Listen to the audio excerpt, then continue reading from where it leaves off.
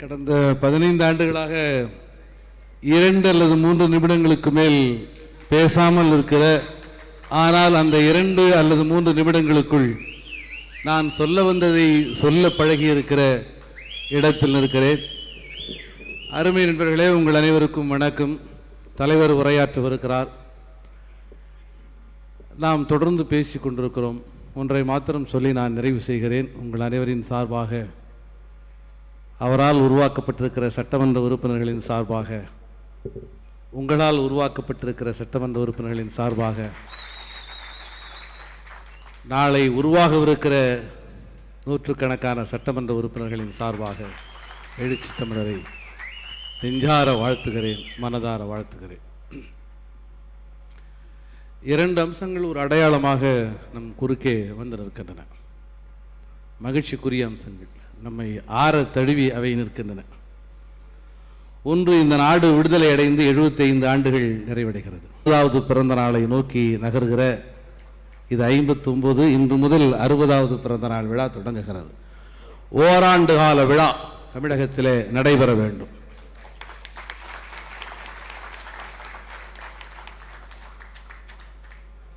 அது விழா என்று சொல்வதை விட ஒரு விடுதலைக்கான பண்பாட்டு போராட்டமாக நடக்க வேண்டும். ஒரே ஒரு இயக்கம், நாம் யார் என்கிற கேள்விக்கு விடை தெரிந்தாக வேண்டும். பல்வேறு பெயர்களால் அழைக்கப்படுகிறோம்.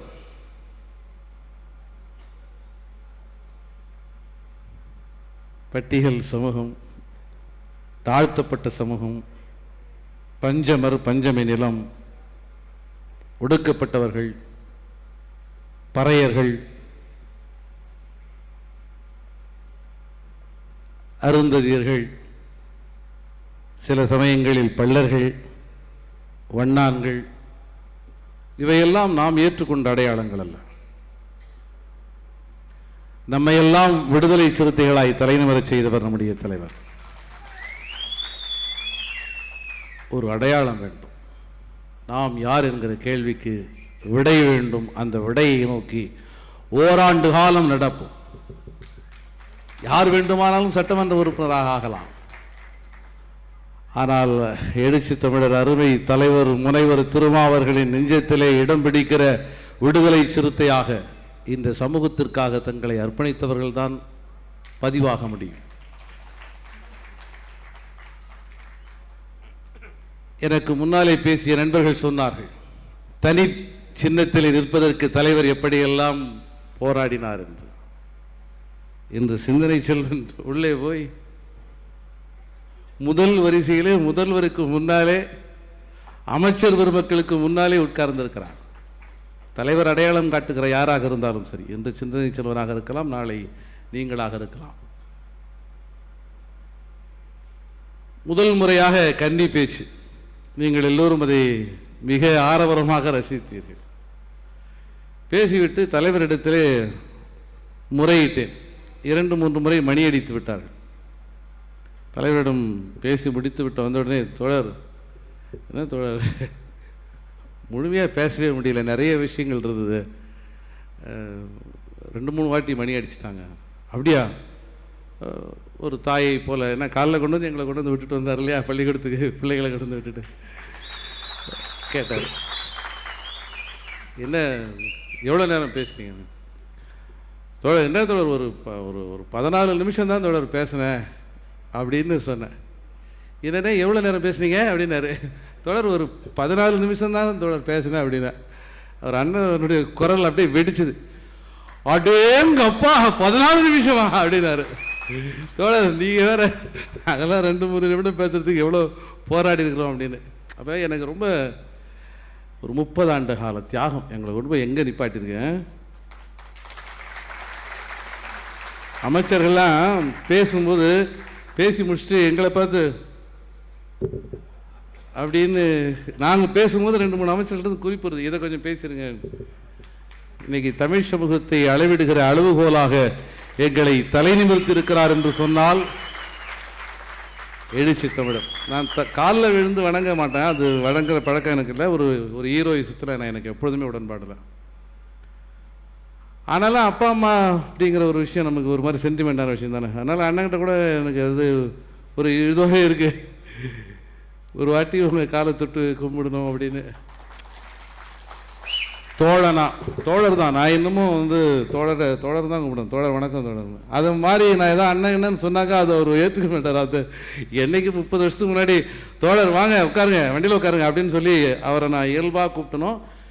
2 பேருக்கு இடையிலான ஒரு தனிப்பட்ட உறவு என்பது அதே இயல்போடு, அந்த இயல்பு மனம் மாறாத அதே தோழமையோடு இருக்குது.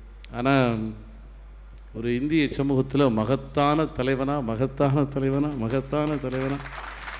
ஆக பெரும் தலைவராக அண்ணன் தலைவன் வந்திருக்காரு.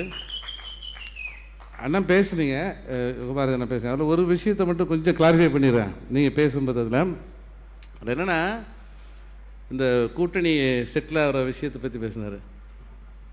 அது நான் பேசுகிறது சரியாக தப்பான்னு தெரியல. ஆனால் ஒரு கட்டத்தில் இந்த கூட்டணியை உடைக்கிறதுக்கு பல முயற்சிகள் நடந்ததுன்னு சொன்னீங்களே, அதில் ரொம்ப சீரியஸான ஒரு முயற்சி நடந்தது.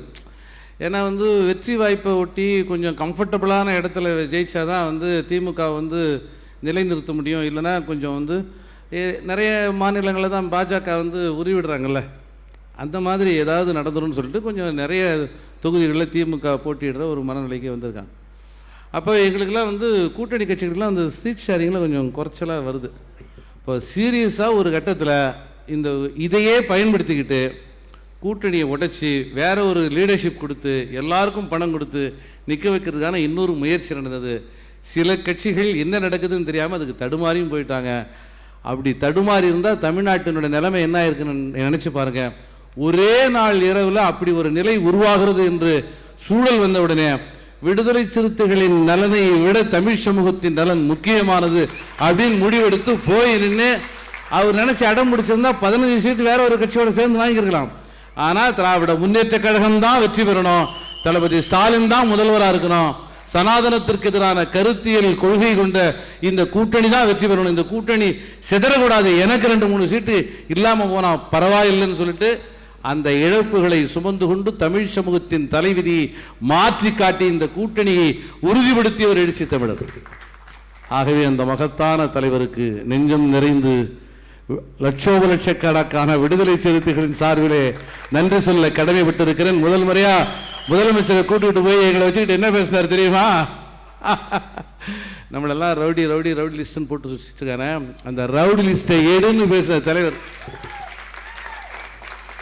ஒன்டன் போட்டு வச்சிருக்காங்கல்ல ஹிஸ்டரி ஷீட், அந்த ஹிஸ்டரி ஷீட்டை எடுப்பா அப்படின்னு, தப்பு இது அப்படின்னு போயிட்டு டிஜிபிகிட்ட சொல்லிட்டு வா அப்படின்னு சொல்லிட்டு எங்களை கூட்டு போய் முதல்வர்கிட்ட போய் பேசின விஷயம், போராடுகிறவர்கள் மீது பொய் வழக்குகள் புனையப்படுகின்றன, அந்த வழக்குகளை திரும்ப பெறுவதாக சொல்லி இருக்கிறீர்கள்.